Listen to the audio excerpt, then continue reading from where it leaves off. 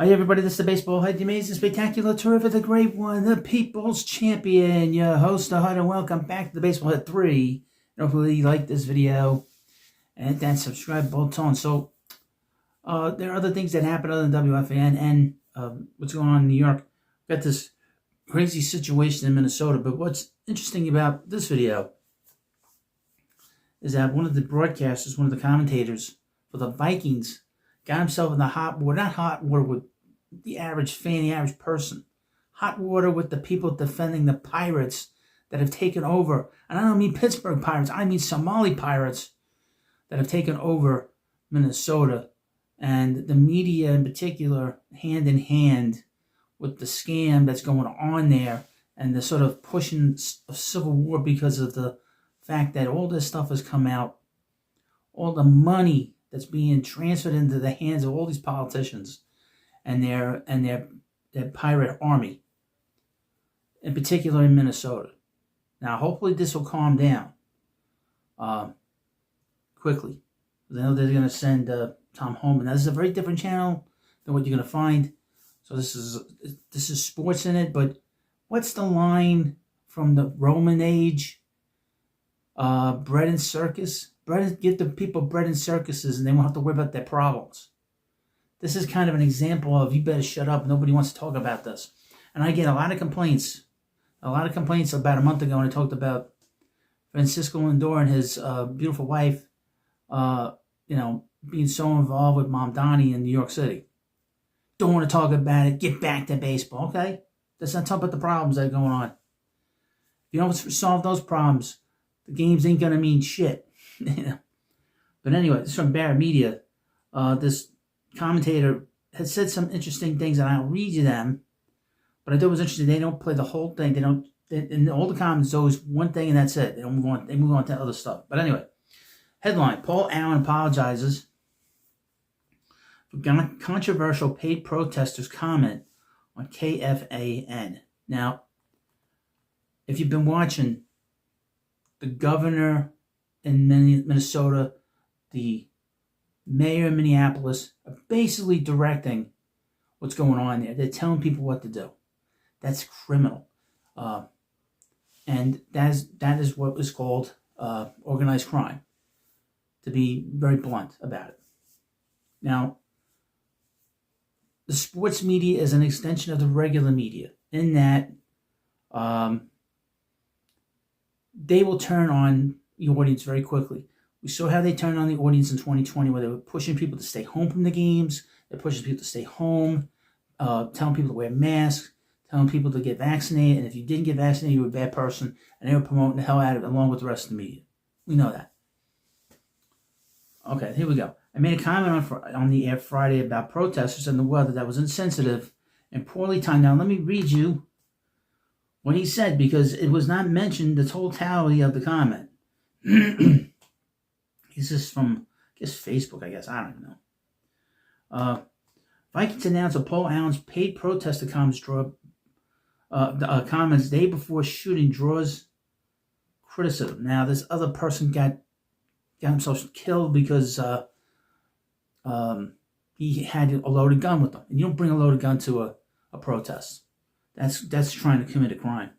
Vikings announced that Paul Allen's comments about paid protesters on his KFAN radio show Friday were picked up by the website Awful Announcing, a blog dedicated to sports broadcasting. Now, we talk a lot about Awful Announcing, but they are left-leaning, which most media is, website, as well as Barrett Media. So just keep that in mind.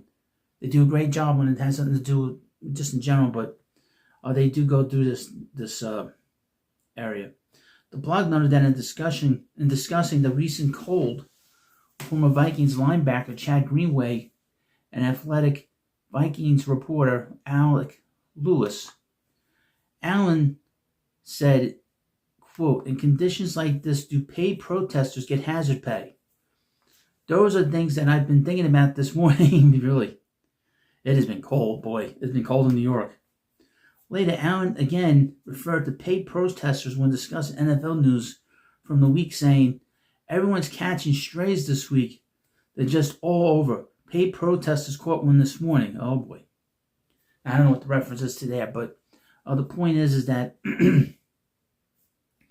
We know they're paid. Why is a housewife, someone with a kid, with children, out in the middle of the cold, while the kids are at school, unless they're getting paid? Okay, that's what happened to that Renee Good. She was Renee No Good.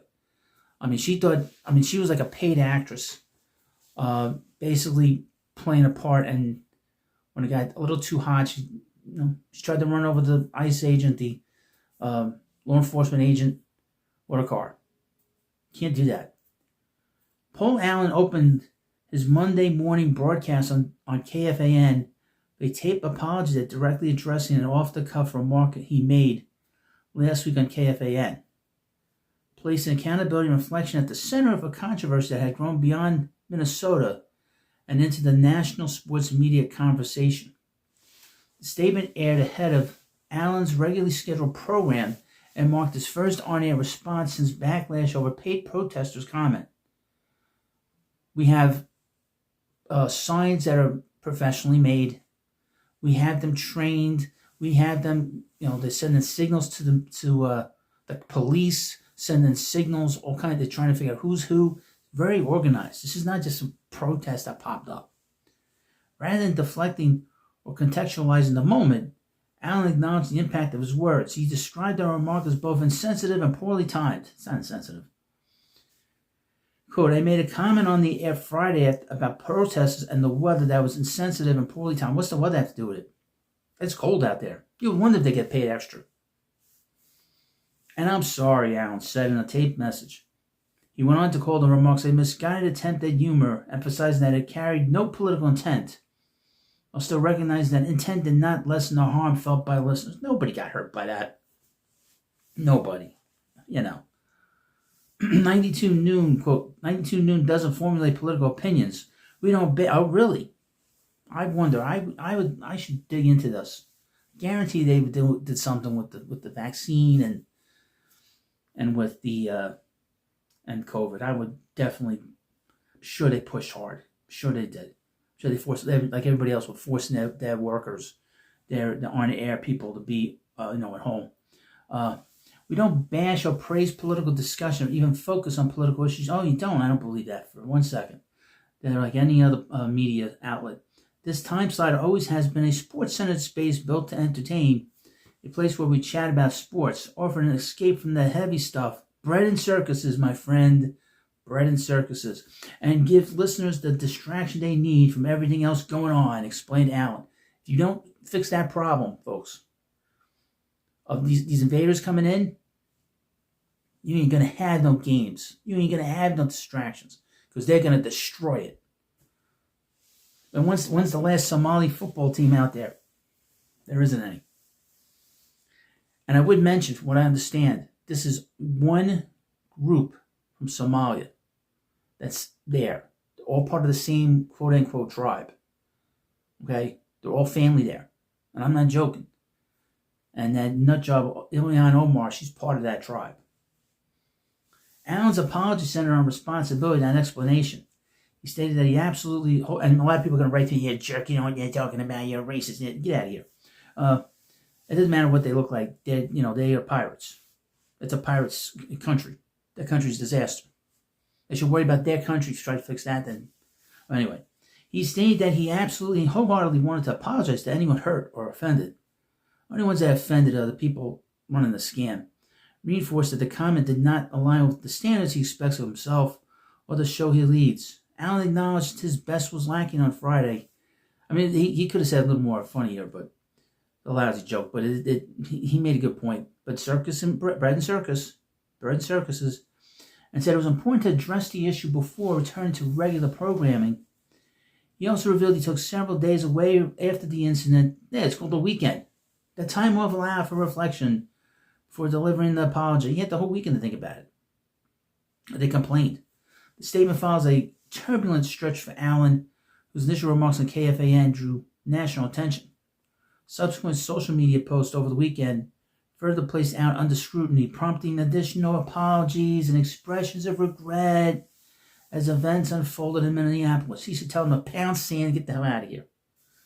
By Monday morning, the focus shifted away from reaction and toward accountability. Allen's taped apology did not minimize the moment, and he had a tape. He couldn't do it live. That means he must have did it on the weekend, and he probably sent it in. He probably never even went to the radio station. And then instead, he framed the episode as a reminder of the responsibility that comes with live microphones and trusted platforms. But meanwhile, he did it recorded. As Allen concluded his message, he thanked listeners for their continued support and trust. He said it is something he does not take lightly. He doesn't want to lose his job. KFAN has not commented on the comments made by Allen. Monday morning's 92 noon show was hosted by fill-in host Paul Chagrin, with no official word on Allen's return to the air. Never should have apologized. He should have came out and said, look, we know that there's coordination. We know that these people were paid. We saw the disaster and the burning down in Minneapolis 6 years ago. This is all coordinated. They're all being paid. But again, like I said, all these different sports outlets is just a way of circus and bread and circuses, just a distraction. We don't want the real world or real commentary getting involved, because once that happens, folks, everything falls apart from their end. But like I said, if you don't get a handle on this stuff, there's not going to be any games, there's not going to be any fun, there's not going to be talking about trades, it's not going to be talking about, who's going to get drafted. All that shit's going to come to an end. You fix the problem, or it's going to get worse, and it's going to destroy everything we have in this world and everything we have in our country. And you're not going to find this anywhere else. This is why, see, again, I don't have a boss. I don't have a boss here other than myself. And this was interesting because this happened, this is a sports radio personality in Minnesota. God forbid he mentions the truth. God forbid. But he did. And then he had to apologize for it because he offended somebody. Who did he offend? The people being paid to stand out in the snow? Stand out in the 20 degree, minus 20 below? No. I know I wouldn't have done that. I don't apologize for nothing. And even if I do apologize, I don't mean it. Once you start apologizing to the mob was going to get you anyway. So if they're going to get you, the hell with it. And that's what he's dealing with. He didn't want to. This guy didn't want to lose his job. They probably would threaten to suspend him and everything else. And they might get rid of him anyway. So why even bother worrying about it? He would be a bigger deal if he didn't apologize. Go on Fox and then do his own podcast. He doesn't need these people. This is another example of not needing the media. You don't need the media. There's a guy that spent probably his whole life trying to be a broadcaster, and he actually voiced something that probably everybody in the audience agrees with. But they're too afraid to mention it and talk about it. And, it came up, and that was it. Well, let me know what you think about this video. And, of course, this is the Baseball Hut 3. Thanks for watching, and I'll see you later.